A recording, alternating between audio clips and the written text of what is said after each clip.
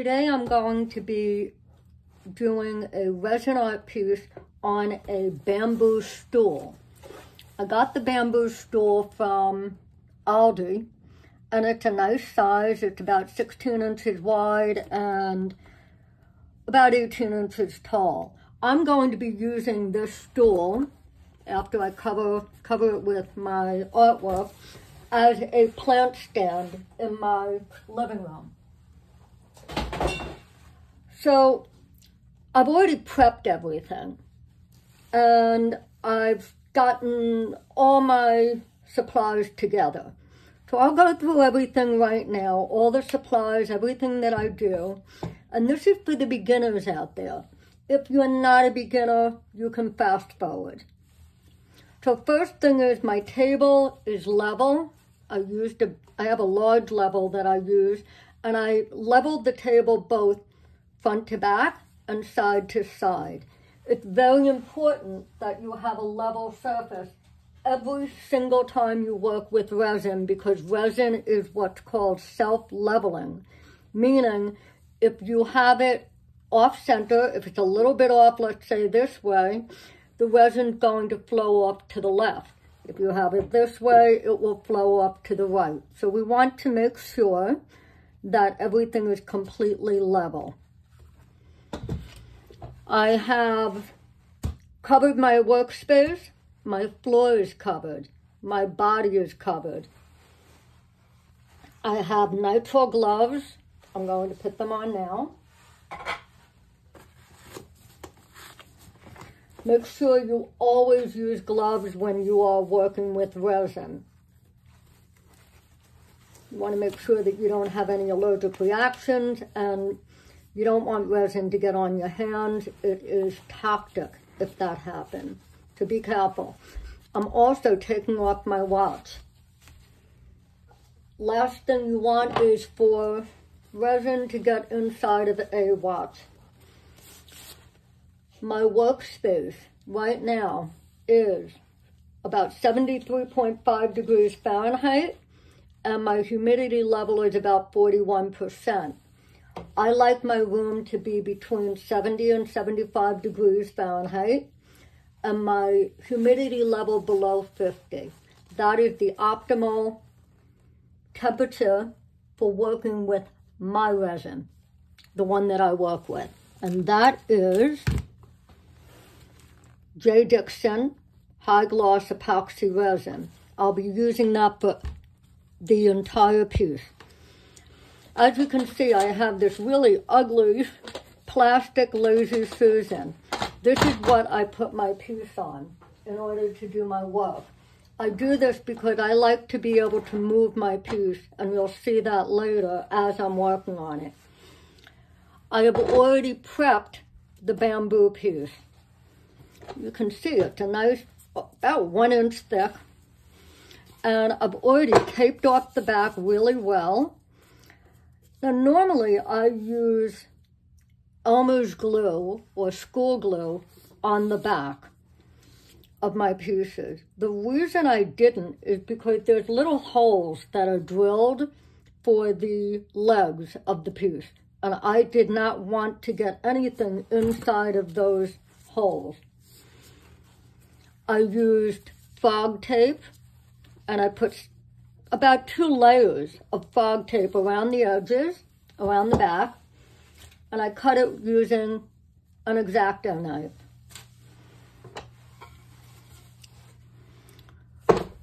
I already sanded the piece lightly with my electric sander. I have a rotary sander, and I went around the edges as well. I do that to get any kind of finish off of the piece before I add the resin, so it adheres better to the wood. I like to make sure that I have everything at my fingertips while I'm working. So I'll go through everything that I have. I have a Culinary Torch. I made sure that I filled it before I got started. I used butane in that. My hands are covered, my arms are covered, my space is covered, my floor is covered. I have a heat gun which I'll be using as well. I'm going to put this aside. I have all the colors that I'll be using, and this is going to be a vibrant piece. Lots of different colors. I will be using Color Passion, Mandarin Orange, Apple Luster, a green, Red Lobster, a beautiful red, Deep Violet, purple, Lemon Twist, and Cobalt Blue Shimmer. I'm putting those aside. That is going to be part of my second step, the artwork. The first step, I'm going to be using white as a base. What I do is I add white as a first layer. I've already mixed my resin. As you can see, I mixed about 4 ounces. Anything I don't use, I have a couple of molds put aside that I can use the resin in, so I don't waste anything. The reason I'm using white on my base is because I'm using some very vibrant colors, and I want the colors to really pop, and they pop against white when I use a white background. You'll see that tomorrow. So for this piece, or this part, I'll be using Meyspring Pearl White, the white that I have available. Get a little bit more. I want it to be, not sheer, I want it to be kind of opaque. And I mixed this resin about 15 minutes ago. So the resin is thick. It's already warm to the touch. And that's what you want when you're doing your first layer. The reason is you don't want it to just flow like water. You want it to adhere to the piece.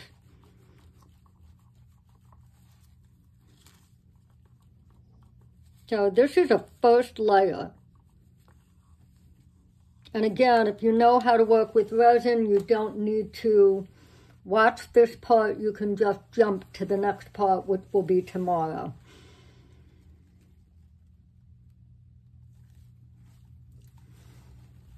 So this is a very thin layer of resin.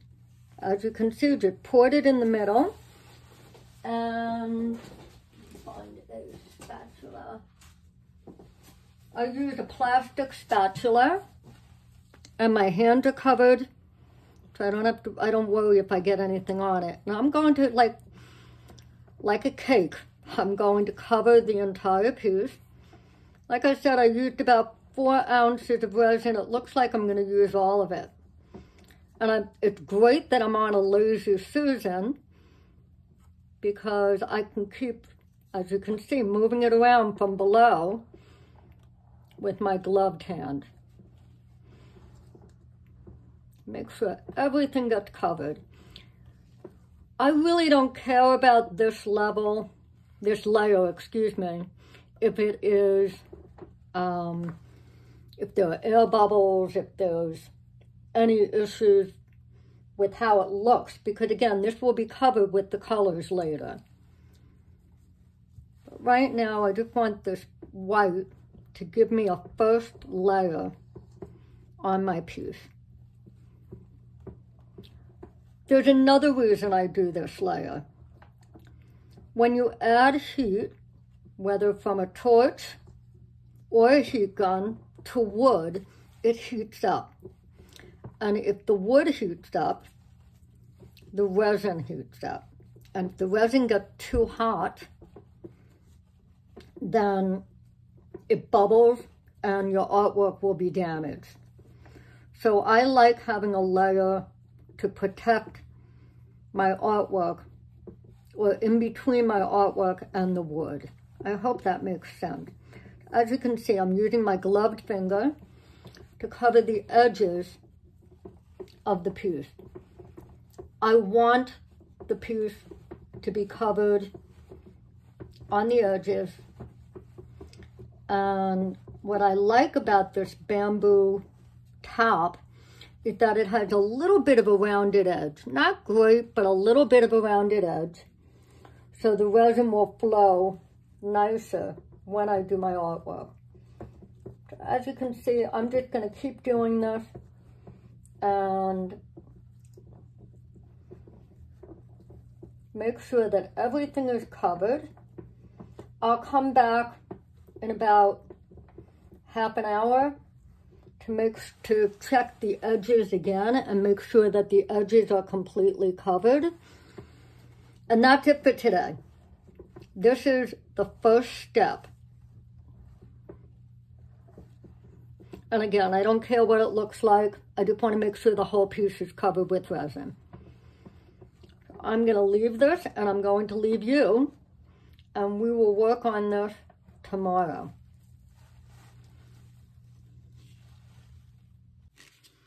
Okay, so I have sanded the sides of the top of the stool, of the wood, and I cleaned it off with a cloth with alcohol on it, and I have 99% alcohol.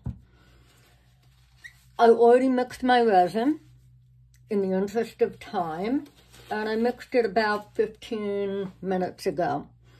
The colors I'm using are all from Color Passion. Apple Luster, beautiful green. Deep Azure, which is blue. Mandarin, orange.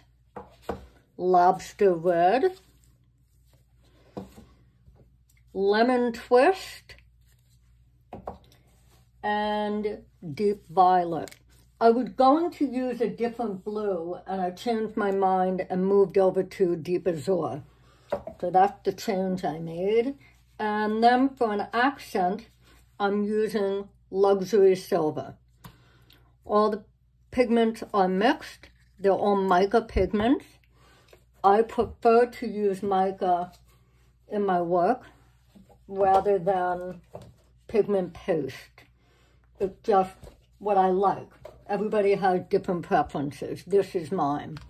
Let me just fix the camera a little bit. I want you to be able to see what I'm doing. And I'm going to get it. I want to get that light a little bit out of the way. Okay, here we go. So, I'm just going to put the colors on in random colors, or random order, excuse me. And I didn't mix a lot. I only mixed about 6 ounces of resin. Not a lot at all. I typically will do the darker colors first and then the lighter ones. Here's some blue.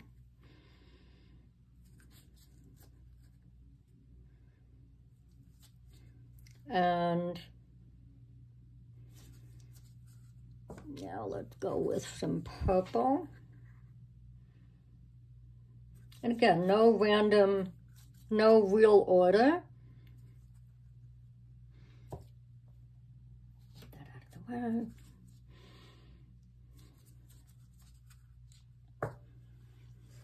Let's try some red in here. Now, the reason that I wait for a little while before I pour is I want the resin to get a little bit thicker before I pour it. And that makes for a better design for me. Just, again, my opinion is the way that I like my resin to work. I don't like runny resin. If it's too runny, it's just going to run all over off the side, and it's going to run too much into each other. I want to keep my colors defined. And the only way to do that is to let the resin cure a little bit in the cup where you can see it's a thicker resin. And I tend to like the lighter colors in the middle.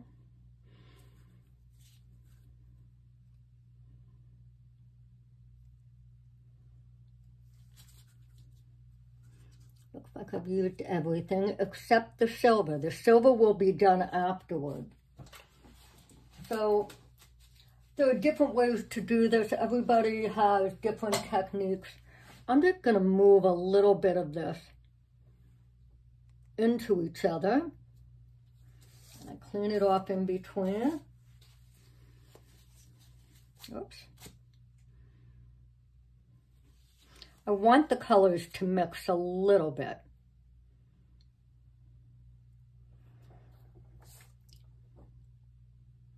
And this process it's a slow process, but it's a fast one. It's slow as far as making the designs, but you need to work fast enough. You don't want your resin to cure too much, because then it will be too thick to blow. I'm going to be using my heat gun to create movement. And a heat gun is like a hairdryer, but I caution you, don't use a hairdryer on your resin work. It is a different appliance. Hairdryer is for hair. The heat gun has different types of settings, and I've tried when I first started working with resin using a hairdryer, and it was a colossal mistake. So watch what I'm doing. Let me just move this a little bit.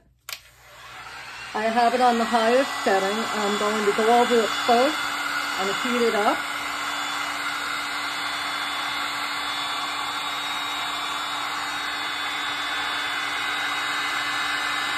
And by heating it up, you can see it's getting a little bit, it's creating movement. And now I'm going to start moving it into different directions to try and get the entire piece covered. And I typically will go from the middle on the way out, but you don't have to. The advantage of using the laser fusion is you can cover every area easily without having to manipulate your arms around to the different sides of the piece.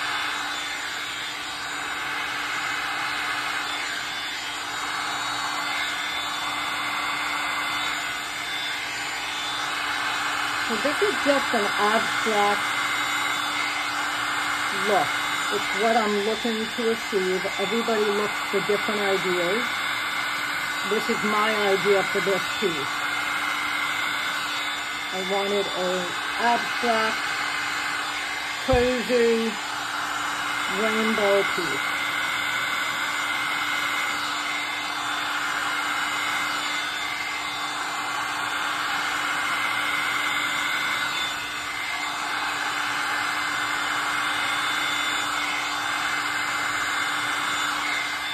I'm liking this, and you can see there's a little bit of cell action showing up where there's little tiny colors popping through. And in resin, they're called cells. C-E-L-L-S.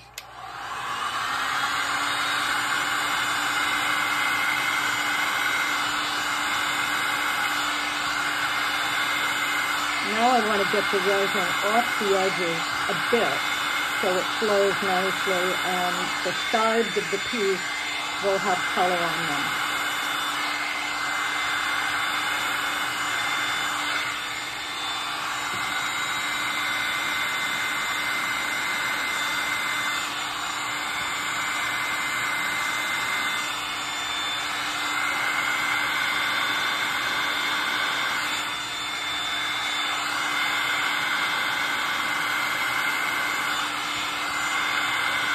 I'm going to cover all the white.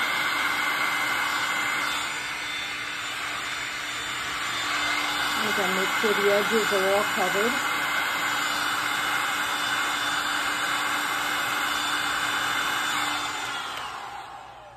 Now I know that I told you I use 6 ounces, but that's because I know how to work with the resin.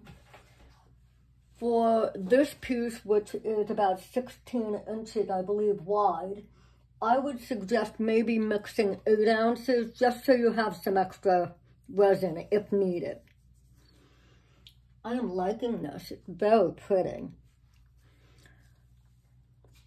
Now what I'm going to do is, I've got my silver mixed, and the silver, remember, the luxury silver is in a very small container. You need a tiny, tiny drop to create the color. You don't need to mix a lot into your resin when you're using a metallic mica. Right now, I'm just going to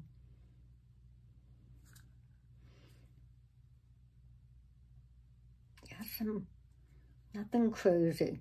Now, what you will learn when you use a metallic is that it can kind of take over your piece. So that's why I only do a little bit. I don't want too much. I'm going to clean this knife off. This is a painter's palette knife. Dry it, make sure there's nothing on it.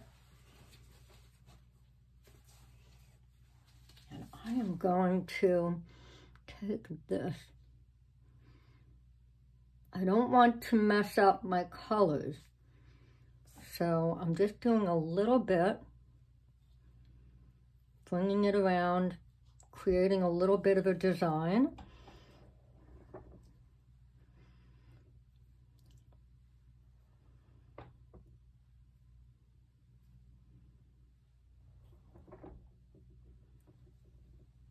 And now, before I do anything, I don't know if I want to blow it yet. What I'd like to use is my Culinary Torch and go over it and see what happens to it first.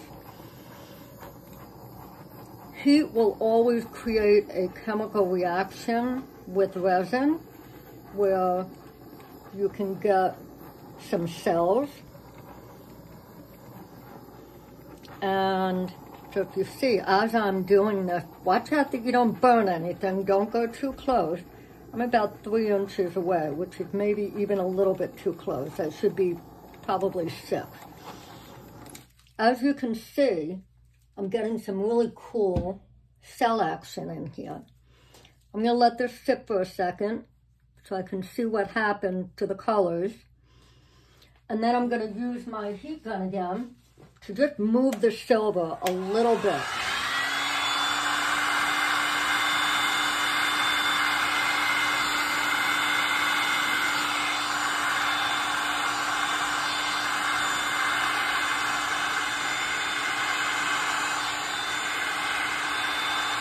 Not a lot.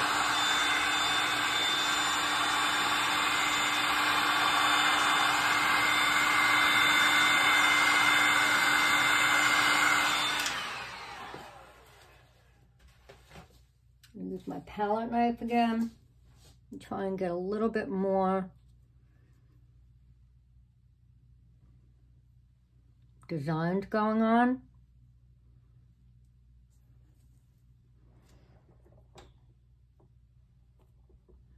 You don't have to use silver. I could have left this with the colors. I wanted silver because I have silver in my living room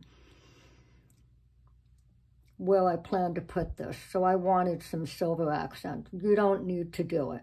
This is just something I chose to do.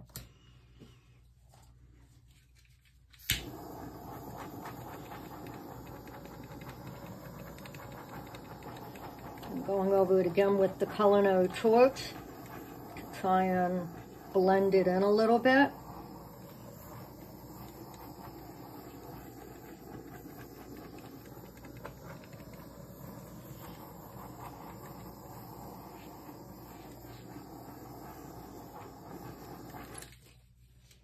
Now, this is something that I've done in the past. This is hard to do, and you have to be careful that you don't get resin on the underside. I'm lifting it up on the taped areas. I'm just going to tilt it just to get the colors to move a little. Now, at this point, the resin is pretty close to being cured. Not completely cured, but where I won't get much movement out of it. I think I'm pretty much done.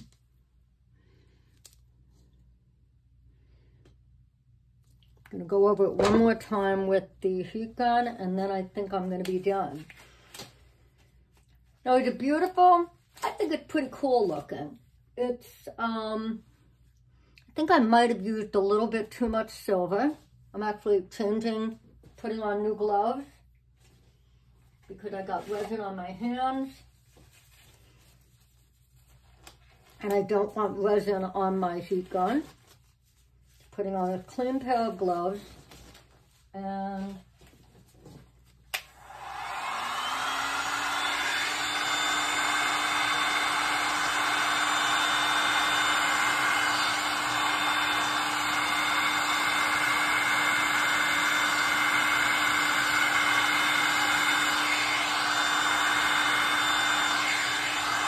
now I'm getting the look that I wanted.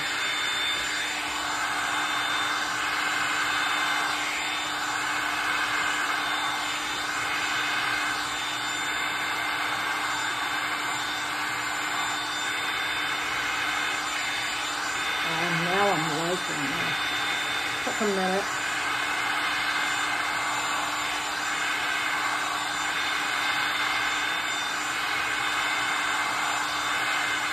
Now the beautiful thing is, if you hate what you did, you can always do another coat over it.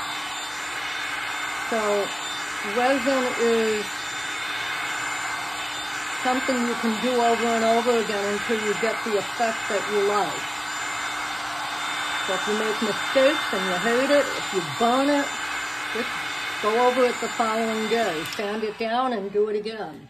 But right now, I am loving this. So I still have a little bit of resin in my cups. But first thing, I'm going to take my finger and I'm going to go through and kind of cover all the edges with the resin that is dripped down. So I have pretty much a covered piece.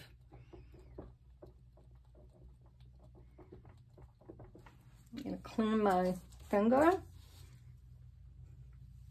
and keep going around the edges. So I don't only have drips around the edges, I want the color to actually flow around the edges.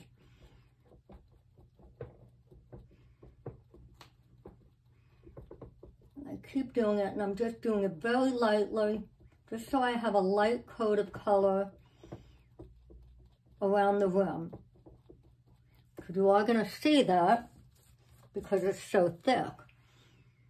And I may use, like for this one, a little bit of red on the mat. And I'm just going to take my finger.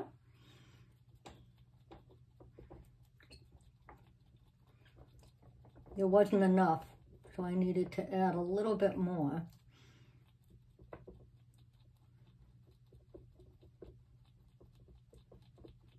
I'm going to keep going. I'm almost done.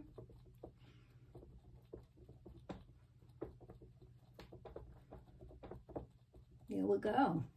Everything covered. And I'll check it again in about half an hour and make sure that the colors are adhering to the edges. But that's it. We're done. Quick process.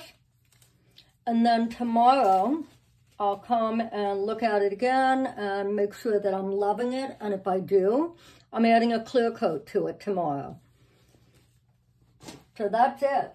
I will be coming back and showing you how I put it together, showing you how I finish it off. And I will talk to you tomorrow. Okay, we're back. The resin is cured. I let it sit for about 24 hours. And let's take a look at it. The colors are vibrant, beautiful. There's hints of silver in here, the metallic. It's gorgeous. The sides, take a look at that. The sides are completely covered. And you can see on the back, because we taped everything off, and I was very careful with how I touched the bottom of the piece, there's no resin in here. So now we have the last step of resin. We are going to pour the top coat. I have clean gloves on to make sure there's no dust on them. And I already mixed my resin. This is about 8 ounces. And there are bubbles in here, but I'm not worried about that because I'll get rid of them when I pour. I mixed this about, I'm going to say 15, 20 minutes ago. And the outside of the cup is warm, which is what you want when you're pouring your top coat. The top coat needs to be thick. Thick so it doesn't flow over the sides too much. Now you could leave this like this. I always do a top coat because I want it to be shiny. There are a few small imperfections in the resin, bumps if you will, and I want to cover everything and give it a nice shiny coat. It will also protect the artwork from getting damaged later on. So all I'm going to do is pour the resin in the middle. Now again, I poured 8 ounces. I will probably use, I don't know, 5 or 6. I'll use the excess resin for something else. Now again, I made sure that my table is level. I checked it before I started working. And I have a clean cloth below.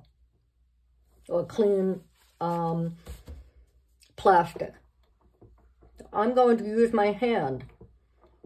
And it's a gloved hand. I'm using my Nitril gloves.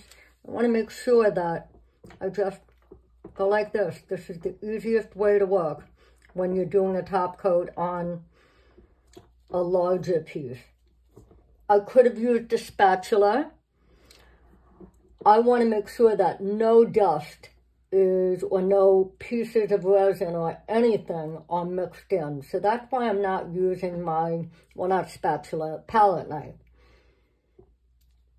So I'm just going to do this, keep going around very slowly, make sure I cover everything.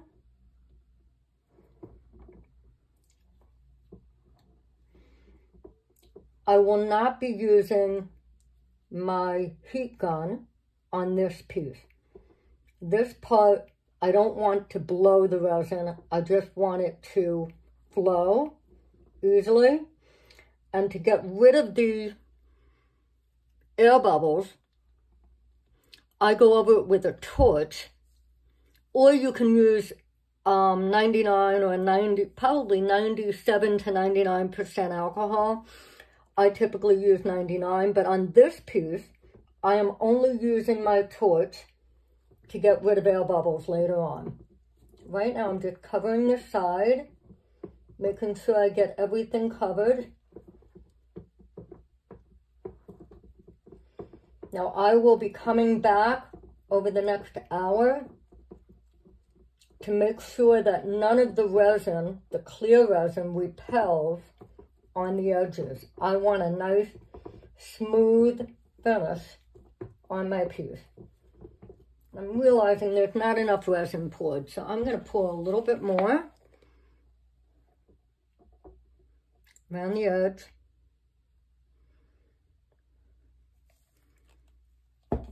So I have enough to cover the sides.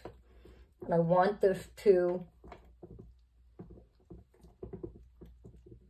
flow over the sides and completely cover the edges.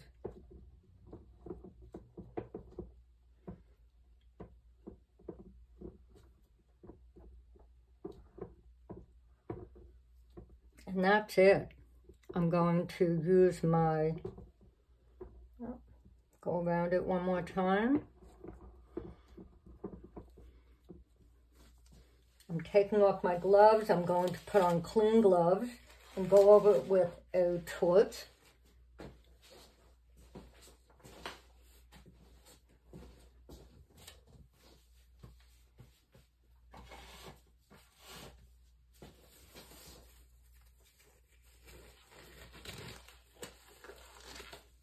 Okay, let me find my torch. Here it is. And again, I'm using my Culinary Torch. And I'm just going to go over it very lightly and get rid of all the air bubbles. Look at it from every angle, make sure I didn't miss anything.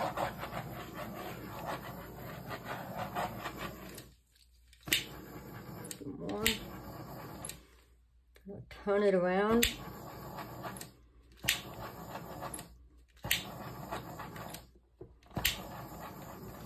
The other thing I do on my top coat is make sure there's no, I don't know, stray hair, no fuzz, no dust. Actually here there's a piece of dust. I just got rid of it.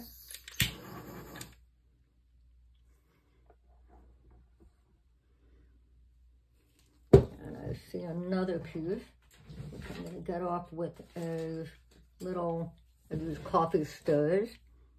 There's a little piece of dust. It's inevitable that you'll find dust. Now, some people will use maybe a box or some type of netting or something to cover over their piece so there's no dust flying in. I don't use anything. I just let it sit, and because I like to keep checking it, and if I have a cover on it, I'm always afraid that I'm going to knock into my piece and damage it. So I'm looking to make sure I got rid of all the air bubbles. Wipe off my hands. A few more little microscopic air bubbles. I don't do it too much. And again, I use the Culinary Torch. You could use a large propane torch. I don't like them. I find that they get too hot and they're too bulky and large. I can do a lot more, and I have a lot more control with this. So I will stick with my Culinary Torch. And they do wear out over time. You know, especially if you use it as often as I do. I've been through, I think, 3 of them, and they're not expensive. I'll put the link for the one that I'm using in the comments. I picked it up on Amazon.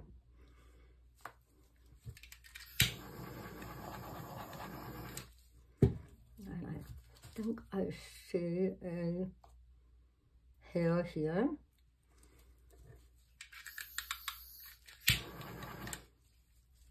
So that's it. I will go over this for the next hour or two and just make sure that the edges are completely covered, that I didn't miss anything, that everything is flowing nicely over the edge, and it's a nice smooth edge. So that's it. And tomorrow I will be removing the tape.